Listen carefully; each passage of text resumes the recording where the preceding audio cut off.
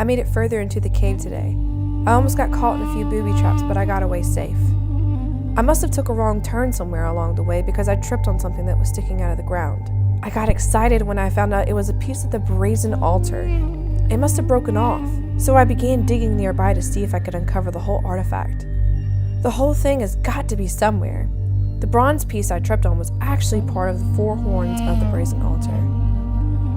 With research, I was surprised to see that the horns actually stood for power, and the Brazen Altar was where the animals were being sacrificed. The Brazen Altar was a place where people would bring their offerings to God and pay for their sins.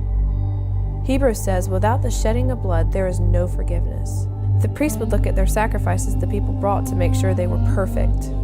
Many people back then would raise their lambs, and I imagine they would pet it and take care of it.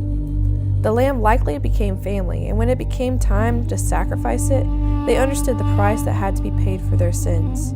I think that's why the ancient texts say Jesus got so upset when he saw people selling lambs outside the temple. He was so angry when he saw what was happening. He threw tables all over the place. Jesus was upset because these people were using cheap sacrifices instead of raising the lamb to bear their sacrifice of their sins. The only way I know how to describe that feeling is imagine you're waiting in line to ride a ride or pay for something. You've been waiting there a long time and then someone skips in front of you. It doesn't feel good to wait for something and then see others receive something without earning it. Oh, and before I forget, with deep research, I uncovered that the Brazen Altar also pointed to Jesus because he was the lamb that sacrificed himself for the sins of the world. Interesting, right? Till next time.